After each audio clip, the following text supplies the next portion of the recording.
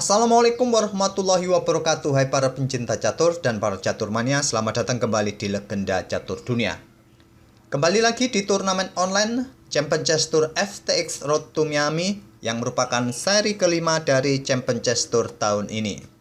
Kemarin di hari kedua babak penyisian sudah kita singgung permainannya juara dunia wanita Zhu Wenjun yang mampu bersaing dengan pecatur-pecatur pria kawan, sempat masuk ke 8 besar di hari kedua, tapi nyatanya tidak berlanjut di hari ketiga kawan. Zhu Wenjun tadi malam mengalami 4 kekalahan di hari ketiganya kawan, sehingga posisinya sekarang berada di posisi ke-12. Dan sementara di hari ketiga babak penyisian ini, Samuel Sevian, Arjun Erigaisi masih cukup kokoh kawan, menempati posisi pertama dan kedua, diikuti oleh Jan-Christophe Duda. Nomor 4 ada Richard Rapport, Jeffrey Xiong di posisi kelima, Shakhiar Mamedyarov, Levon Aronian, Anish Giri. Levon Aronian dan Anish Giri ini belum aman kawan untuk lolos ke babak knockout karena posisinya berada di posisi 7 dan 8 dengan 17 poin yang bisa saja digeser oleh Wei Yi ataupun Hans Niemann yang masih menyisakan 3 game lagi kawan. Kita tunggu saja nanti malam di hari keempat menyisakan game ke-13, 14, dan 15.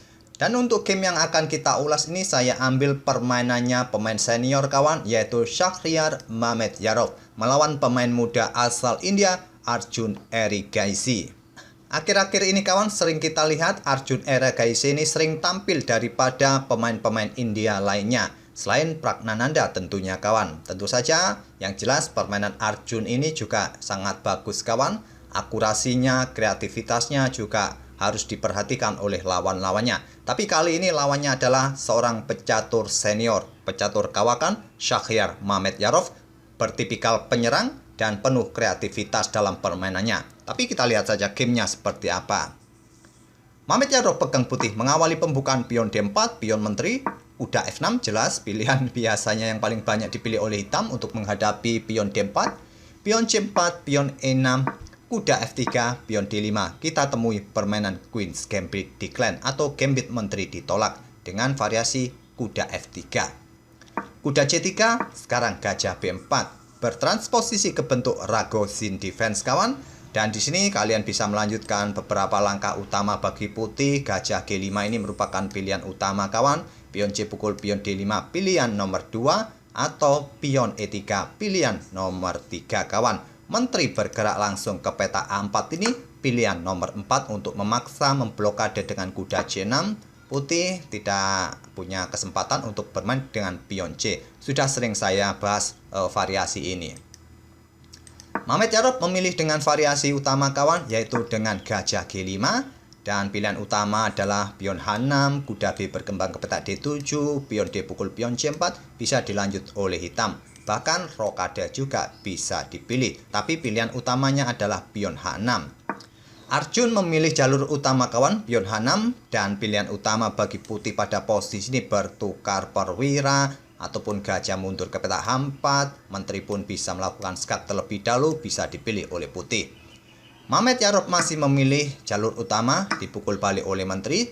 Sekarang pion E3, langkah-langkahnya masih di jalur utama kawan, pilihan utama semua. Dan di sini beteng C1, pion D pukul pion C4, dipukul balik oleh gajah. Selanjutnya pion C5. Itulah tadi kawan variasi menteri bergerak ke peta A4 yang melakukan skak memaksa diblokade oleh kuda di peta C6 ini agar pion C ini tidak bisa dimainkan sesegera mungkin oleh hitam kawan untuk merusak dominasi pusat pion putih ini. Di sini rokade oleh Mamedyarov, pilihan utama pion C pukul pion D4 dan pilihan utama pada posisi ini pukul balik menggunakan kuda kawan agar putih tidak mempunyai pion yang terpisah. Tapi Mamedyarov memilih dengan langkah kuda ke E4 terlebih dahulu dengan tempo ancam menteri. Tapi langkah ini masih banyak yang memainkan kawan, sebanyak sekitar 40-an game yang ada di database, bukan langkah baru. Dan Arjun memilih menterinya ke peta E7. Engine juga menyarankan menteri ini bisa bergeser ke F5 kawan. Tapi yang mungkin tidak disukai adalah gajah D3 dari putih ini yang bisa saja memberikan discover attack. Hitam di sini bisa melanjutkan pion pukul pion terlebih dahulu. Pion A3 dimainkan oleh putih, selanjutnya gajah ke E7. Dan inilah yang mungkin tidak disukai oleh Arjun kawan. yang akan memberikan discover attack, double attack, gajahnya dalam ancaman seperti ini. Oke, kita kembali ke langkah aslinya. Menteri ke E7, pion A3, gajah mundur ke A5. Di sini pion E pukul pion D4 terlebih dahulu. Putih mempunyai pion terpisah di lajur pusat kawan karena memukulnya menggunakan pion. Benteng D8 langsung ditekan pion semacam ini kawan. Selanjutnya gajah ditarik mundur ke A2. Mencoba langsung membuka lajur C, mereposisi gajahnya. Karena terlihat kawan, gajah berada di diagonal ini, sementara tidak terlalu efektif. Ya mungkin saja untuk mendukung pionnya maju, tapi coba lihat dengan adanya kekuatan dua pion di diagonal ini tentu efektivitasnya kurang. Mungkin akan direposisi ke sini, menteri keluar, memberikan tekanan di lajur C, ancaman skakmat di langkah berikutnya bisa jadi dipilih oleh putih kawan. Gajah D7, lanjut Arjun tidak mengembangkan kudanya ke C6, dia menginginkan gajah ini yang ke petak C6 untuk mendapatkan diagonal terang panjang. Kenapa tidak di via Cento saja seperti ini kawan? Kalau mendorong satu petak bahaya, gajahnya bisa terjebak. Kemungkinan ya dua petak seperti ini. Menteri akan mempunyai tempo untuk serang pion ini kawan. Dan di backup oleh pion A6. Dan di sini putih bisa mensentralisasi kuda. Semua perwira putih akan lebih cepat mendapatkan posisi. Ya, inilah yang menjadi keuntungan bagi putih. Memang gajah bisa di via Cento di sini. Tapi sekarang coba lihat aktivitas para perwira putih di pusat ini sudah sangat efektif kawan. Gajah bisa ditarik mundur ke B1 dan persiapan ancaman skakmat di langkah berikutnya. Tapi tentu saja masih bisa diantisipasi oleh hitam. Tapi dengan variasi ini akan memberikan kesempatan putih untuk bermain lebih jauh lagi. Gajah D7 dipilih oleh Arjun, merupakan salah satu pilihan terbaik. Di sini pion B4, gajah mundur ke B6, benteng E1, dan selanjutnya gajah C6 melanjutkan rencana dan nanti menyiapkan kudanya berkembang ke sini untuk menantang pertukaran kuda ataupun bergerak ke peta A6, kemudian C7, kemudian ke D5 ataupun manuver ke peta E8 bisa dilakukan oleh kuda hitam kawan. Menteri C2, kuda A6 dan selanjutnya pion H4. Langkah pion H4 ini terlihat langkah yang cukup riskan, beresiko. Coba lihat kawan, dia memposisikan dalam ancaman menteri, memang terlihat masih cukup aman dengan kawalan kuda, tapi coba lihat gajah terang hitam ini sudah menempati diagonal ini. Kalaupun nanti kuda E4 ini bergerak, kemungkinan gajah sikat kuda dan pionnya bisa diambil oleh menteri hitam. Pada posisi ini langkah terbaik versi engine adalah membuat langkah pengorbanan seperti ini kawan. Memang langkah ini tidak logis bagi manusia ataupun bagi kita kaum pos ronda. Tapi sekali lagi ini yang bermain adalah Mamet Yarov, bertipikal penyerang, selalu mempunyai ide-ide yang bagus. Apalagi melawan seorang anak muda yang mungkin saja anak muda ini masih labil.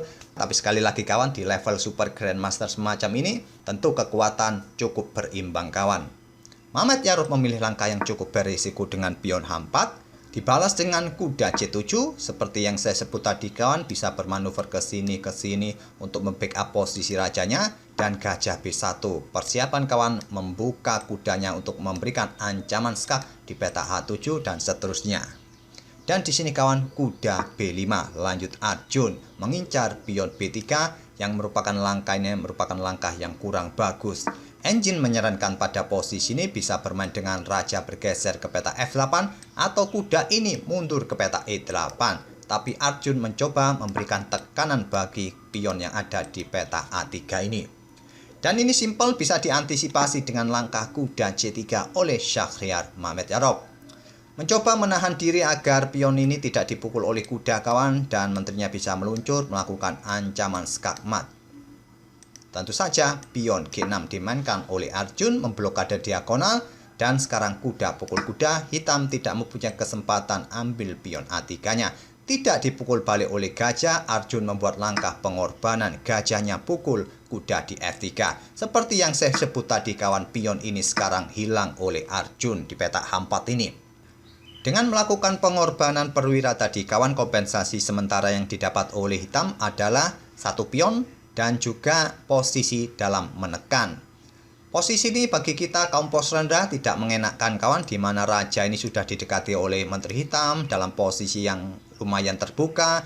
Apalagi benteng hitam ini juga siap naik kawan untuk membantu menterinya melakukan eksekusi. Pion ini cukup lemah dalam ancaman gajah, benteng, cukup repot juga. Tapi engine menyatakan permainan masih cukup berimbang, putih masih mempunyai kesempatan untuk memanage pertahanan depan rajanya. Dan inilah yang dilakukan oleh Mehmet Yarob. Segera mungkin menarik mundur kudanya ke C3 untuk mencoba bergerak nanti ke sayap raja kawan untuk mendukung posisi rajanya. Tapi dia melepaskan pion D4 ini kawan. Percuma juga dipertahankan kawan, karena pion ini sudah diserang oleh 3 perwira hitam langsung kawan. Jadi percuma dipertahankan. Kuda juga sekarang mengawasi petak D5 agar benteng hitam ini tidak naik. Pion langsung disikat oleh gajah, oleh Arjun. Dan kuda direposisi lagi ke petak E4 yang merupakan langkah terbaik kawan. Walaupun melepaskan petak D5 ini, bisa saja benteng ini langsung diangkat. Tapi posisi kuda ini cukup penting kawan untuk mengontrol petak-petak ini. Agar benteng nanti kalau naik pun ke sini sudah tidak bisa ke sini lagi, ada kuda kawan. Kalau diancam dengan pion malah bentengnya tidak bisa bergeser lagi. Ataupun kuda mengawasi petak ini kawan dari potensi skak dari Menteri Hitam. Karena posisi gajah dalam posisi mengepin pion, inilah yang perlu diperhatikan. Dan di sini Arjun juga tidak terburu-buru dengan bentengnya naik, dia bermain dengan Menteri GH3. Mengawasi raja agar tidak bergeser lagi, juga incar pion yang ada di peta F3. Dan di sini benteng C bergeser ke D1, lanjut Mehmet Yarob mencoba mengeliminasi gajah agar hitam tidak mempunyai kekuatan gajah gelap di sini kawan yang mengepin pion F2-nya, cukup merepotkan juga. Di sini benteng hitam naik terlebih dahulu untuk mendukung menterinya mungkin ke sini dan eksekusi skakmat. Dan ini langsung disikat kawan gajah hitam oleh Mehmet Yarob, tidak memberikan kesempatan benteng hitam bergeser ke lajur H.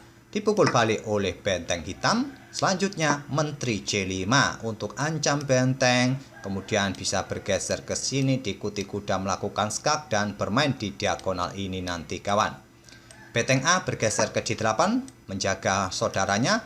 Selanjutnya di sini kuda F6 terlebih dahulu. Ini memaksa raja hitam ini bergerak ke petak-petak gelap ini kawan. Berada di diagonal gelap ini, menteri nanti siap juga bergerak ke petak E5 dan raja tidak bisa bergerak ke sini. Di sini ada menteri. Raja ke G7 dan di sini Mehmet Yarob tidak terburu-buru bermain dengan menterinya, melakukan skak dengan kuda ke petak E8. Jika dihantam oleh benteng, benteng D4 akan tewas. Raja kembali ke G8 dan selanjutnya kuda kembali ke F6 skak.